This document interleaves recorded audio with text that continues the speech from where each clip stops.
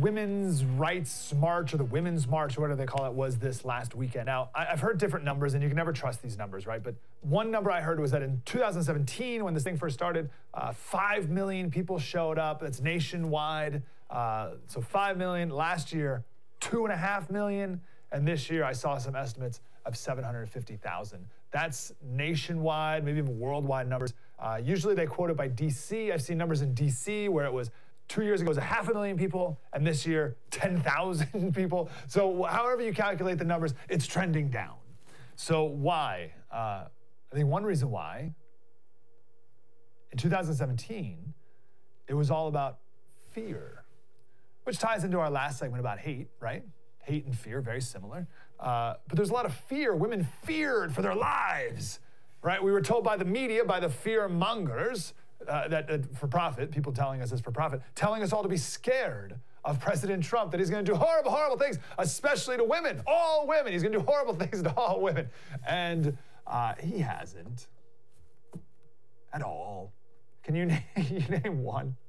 Name something Trump has done to hurt women. Didn't he pass some maternity leave bill like that recently? Now, that actually does hurt women. We'll save that for another day. But that's a policy that the women at these marches you'd think would be in support of, right? But they'll ignore that because Orange Man bad and we hate Trump and Trump hates women or whatever. So that's specifically to women. But bigger picture, can you name, or I should say that's specific to Trump. Bigger picture, can you name anything, name one thing in America that a woman can't do? 2020 America, name one thing a woman can't do.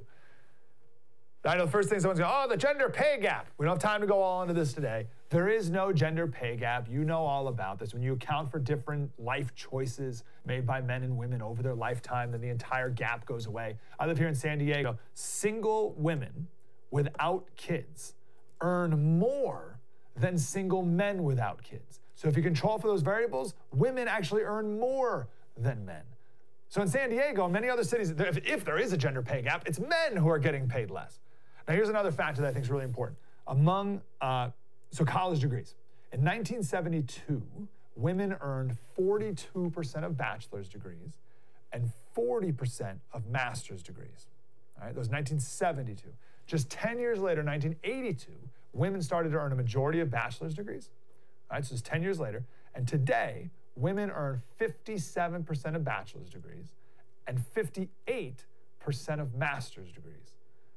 Now, among black men and women, that difference is even starker. For every 100 black men who earn a master's degree, all right, so visualize that. For every 100 black men who earn a master's degree, 232 black women earn one.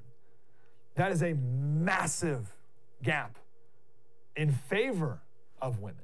And women also earn a majority of doctorate degrees. So in total, if you add this up, since 1982, right, when women started earning more college degrees than men, women have earned a total of 13 million more college degrees than men have.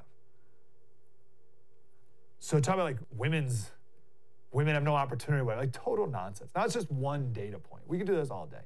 But name something that women can't do or achieve in America. I'm genuinely curious. The whole thing's made up. And everyone there at these marches, they're just taking their anger of life, right, their own pain and trauma and whining and whatever else, and just projecting it on Trump. This wasn't a pro-women rally. It wasn't a pro-anything rally. It was anti, again, with our last segment. But it certainly wasn't a pro-woman rally.